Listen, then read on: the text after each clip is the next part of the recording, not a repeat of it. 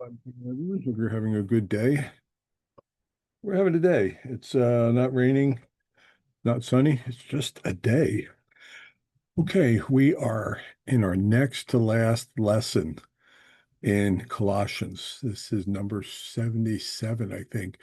Um, wow, never thought the series would go this long. And we're looking at the closing verses that are often passed over because it's just a bunch of greetings, right? Like who listens in when you're at a party or a gathering and the host is saying hi to everybody. And we often treat the this portion of the scriptures the same way. Paul's just greeting a bunch of people. It's not teaching. It's not telling us something to do or not to do. What is our learn? And what we're finding out is there's a great deal to learn. So today we want to think about two people in particular, and in a sense, a few others, and we want to draw some lessons.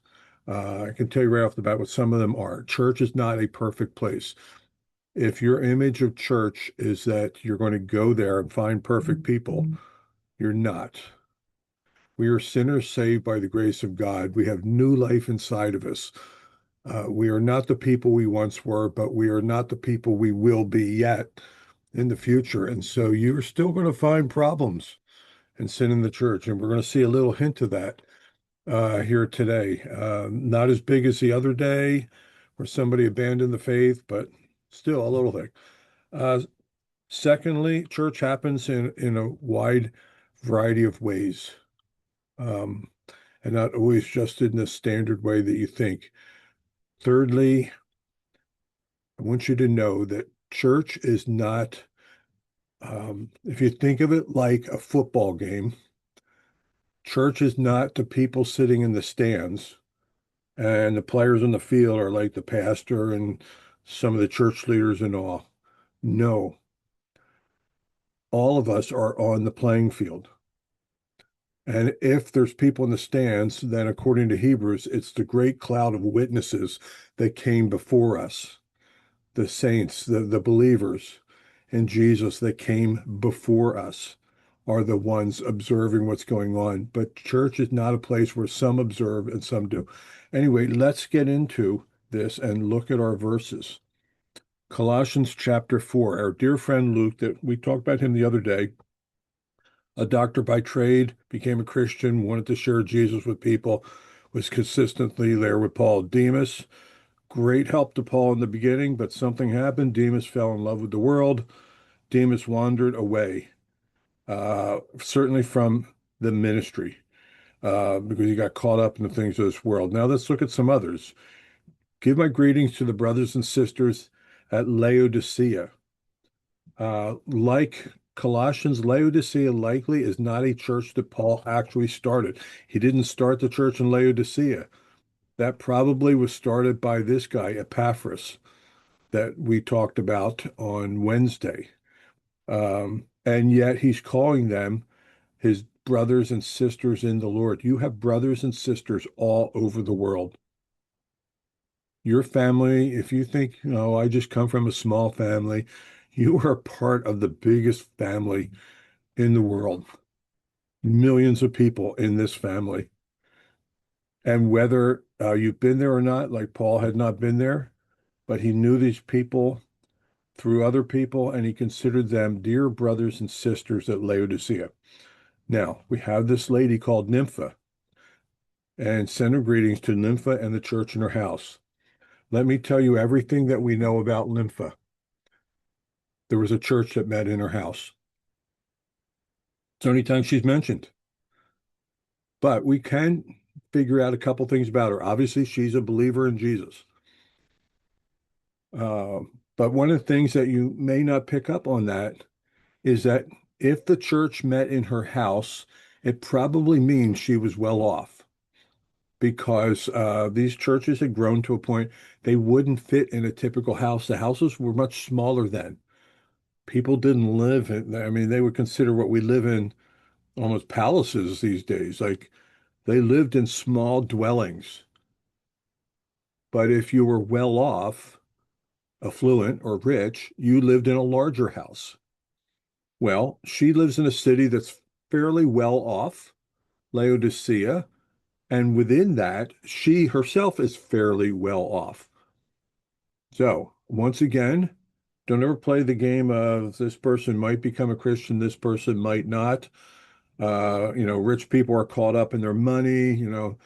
I know rich people with generous hearts. I know poor people with stingy hearts. I know poor people with incredibly generous hearts. And I've met people with money that are stingy.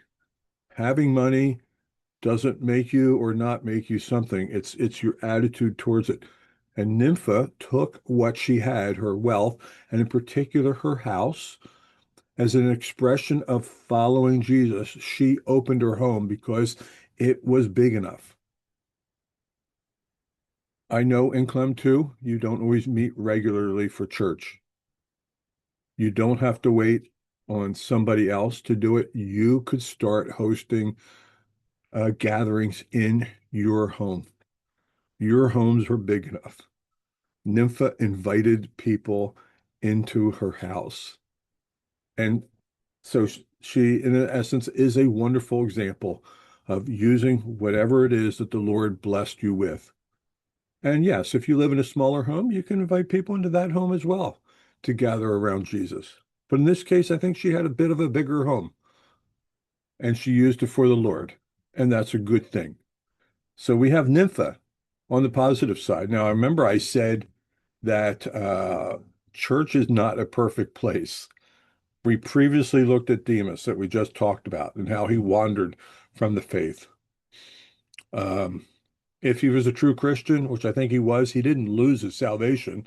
He just lost his way along the way.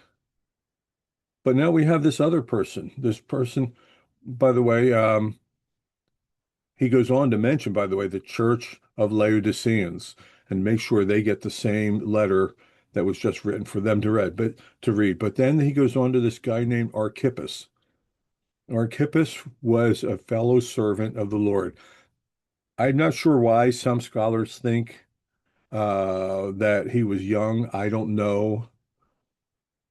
Uh, I don't know for sure why. I do know that he was a companion, a fellow person in ministry with Paul, and he might have been young, but he was not fulfilling his duties, his responsibilities, and his calling before the Lord. The church is not a place of perfect people. The first perfect person that enters church is going to ruin it for the rest of us. Yes, we will be perfect one day, but we're not there yet. And Archippus was not there yet. And Paul was not booting him out the door for not being perfect. He said to him, tell Archippus, see to it that you complete the ministry you have received in the Lord. So we have this wonderful contrast. Nympha, on the one hand, using what she had and what life had blessed her with, what the Lord had blessed her with, and was giving it back to the ministry of the Lord. She opened her home, wonderful ministry of hospitality, of gathering together. By the way, an interesting side note. Let's see how many times. One, two, three, four, five, 6 times in scripture. 6 times it talks about people gathering at homes. There's this one with Nympha. There's Mary, the mother of John Mark, mentioned in Acts chapter 12. There's Lydia, a merchant living in Philippi. There's Priscilla and Aquila in Ephesus, who's mentioned in 1 Corinthians. There's Philemon and Apphia uh, here in the Church of Colossae that we're studying, but they're actually mentioned in a different book called Philemon. And there's Titus Justus over in the town of Corinth, who's mentioned in Acts 18. You know what's interesting to me? Every one of those but one was being led by a woman. Mary, Lydia, Priscilla, Apphia, and Nympha were all ladies. Ladies had a significant role in the early church. Yes, the scriptures primarily talk about what the guys were doing, but that doesn't mean the women didn't have significant roles in the early church. Without the women, we would not have the rich history that we have. And they played a significant role. The only one that's mentioned is just a guy hosting people. It's this guy named Titus Justice. All the rest are either only the woman is married. I don't know whether they're single or the husband's not a believer or she's the primary one or it's a married couple and probably driven by the woman wanting to host people. So I don't care what your status is, whatever it is, the Lord can use you with whatever you have, wherever you have for his ministry. And that's one of my takeaways today. So I hope that blesses your heart. Lord willing, on Monday, we will come back and do a real quick look.